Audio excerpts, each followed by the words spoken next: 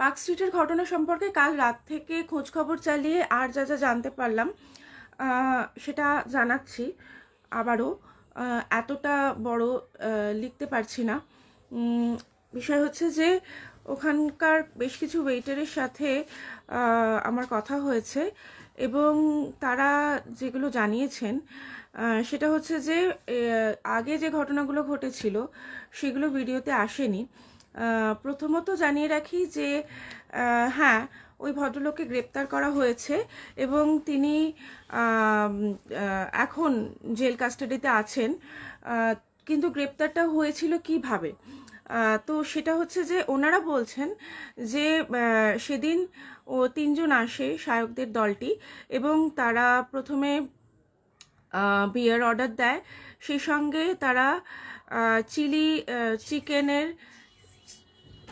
বা চিকেনের কিছু আইটেম অর্ডার দিয়েছিল প্রথমে। সেটা হয়ে যাওয়ার পরে তারা তারপরে মানে ওদের কথা মতন সম্ভবত ওই মাটন স্টেক এবং বিফ স্টেক দুটোই অর্ডার দিয়েছিল। এবং তারপরে সে যখন মানে বিফটা অর্ডার দেওয়া হয় এবং সেটি খাওয়া হয়ে যায় প্রায় এবং কিছুটা বাকি ছিল, সেই সময় মাটনটাও রেডি হয়ে গিয়েছিল। সেটা সার্ভ করার পরে গন্ডগোলটা শুরু হয়। সেটা তো আপনারা দেখেইছেন, শায়ক বলছিল।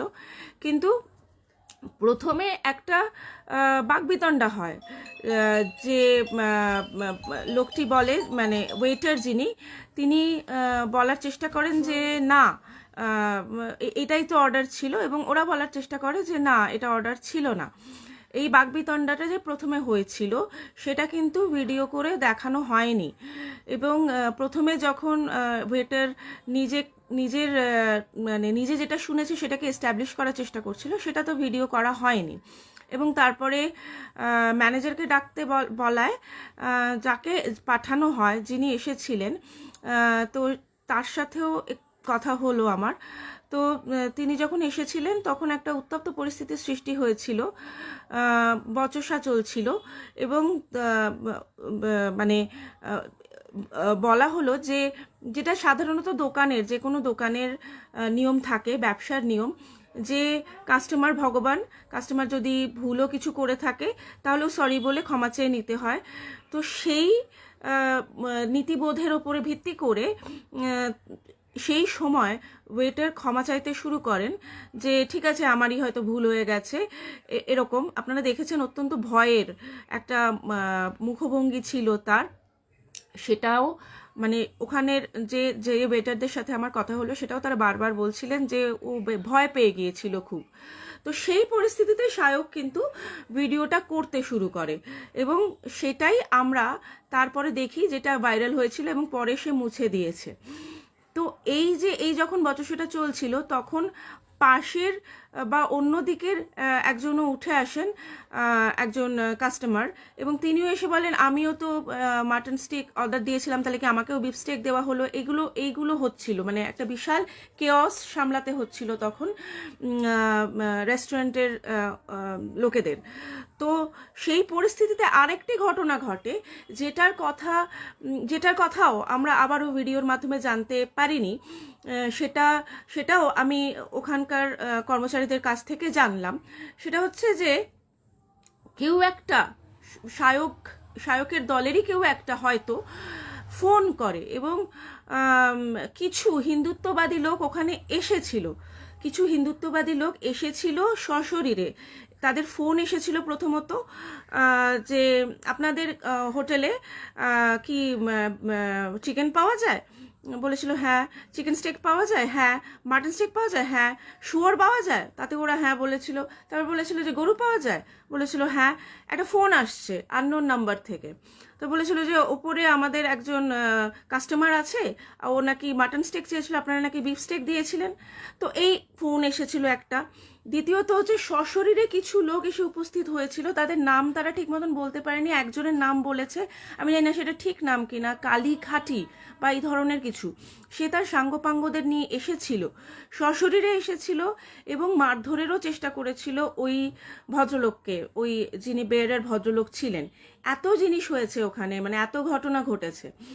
সেই পরিস্থিতিতে পুলিশ এসে হাজির হয় এবং তারপরে পুলিশ নাকি ওনারা বলছেন, কর্মচারীরা বলছেন যে পুলিশ নাকি প্রথমে সায়কদের বোঝানোরই চেষ্টা করে। তখন সে বলে যে না না আমি এফআইআর করব, এবং তারপরে বলা হয় যে ঠিক আছে এফআইআর যখন করবেন তাহলে এফআইআর আপনি থানায় চলুন, এখানে ঝামেলা না করে। এবং এই ধরনের পরিস্থিতিতে কাইন্ড অফ মানে ভদ্রলোককে মানে মারের হাত থেকে বাঁচানোর জন্যে তাকে থানায় নিয়ে যাওয়া হয়, এবং তারপরে এফআইআর তো দায়ের হয় তার নামে, আপনারা জানেন, এবং উনি জেলে আছেন এখনও।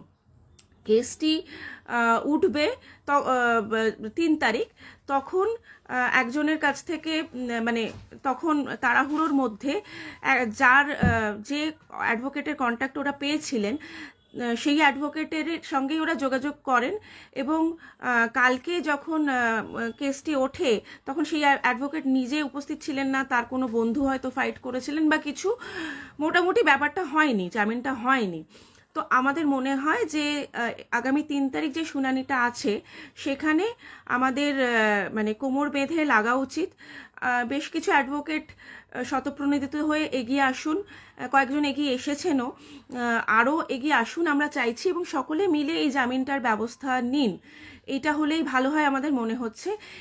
আর একটা কথা, আরও দুটো কথা বলার আছে। এক হচ্ছে যে একটা মিসকনসেপশন ছড়াচ্ছে যে ভদ্রলোকের চাকরি গেছে, না চাকরি যায়নি, রাদার মানে কর্মচারীরা বলছেন যে মালিক পাশে আছেন, মালিক এই 2 দিন আজকেও বন্ধ আছে, তাতে মালিকের ক্ষতি হচ্ছে, কিন্তু কর্মচারীদের পাশে নাকি মালিক আছেন সর্বতোভাবে, এবং কর্মচারীরাও চাইছেন যে যত তাড়াতাড়ি সম্ভব কাজ মানে হোটেলটা খুলুক, রেস্টুরেন্টটা খুলুক, যাতে মালিকের ক্ষতি না হয়। এবং মালিক আদৌ এই ভদ্রলোকের নাসিমউদ্দিন, যার নাম, যিনি ফেঁসে গেছেন, তার চাকরি খাওয়ার কথা তিনি ঘুণাক্ষরেও বলেননি, রাদার তিনি যাতে জামিন পান সেই চেষ্টাই করছেন, এটা আমি শুনলাম কর্মচারীদের কাছ থেকে, ধরে নিচ্ছি সেটাই সত্যি। সুতরাং চাকরি যাওয়া নিয়ে গুজব ছড়ানোর কোনো মানে হয় না। দ্বিতীয়ত হচ্ছে যে সায়ক বলে যে ছেলেটি, সে জানি না মানে আমার এইগুলো আরও এই ইনফরমেশনগুলো পেয়ে আমার তো মনে হচ্ছে না সেটা যে যা হয়েছে সে অজ্ঞাতসারে একজনকে ফাঁসিয়ে দিয়েছে, আমার তো বেশ জ্ঞাতসারেই লাগছে। যাই হোক, সে যেটা করেছে সেটা তো অবভিয়াসলি সাম্প্রদায়িকতায় উস্কানি দেওয়া। সে নিজে ভিডিওটা ডিলিট করে দিলেও সেটা ডাউনলোড করে রাখা হয়েছে, আমরা রেখেছি, আমাদের মেয়েরা রেখেছে, এবং একটা এফআইআর কি বয়ানে হবে সেই কপিটাও একটা আমরা উকিলের কাছ থেকে জোগাড় করেছি।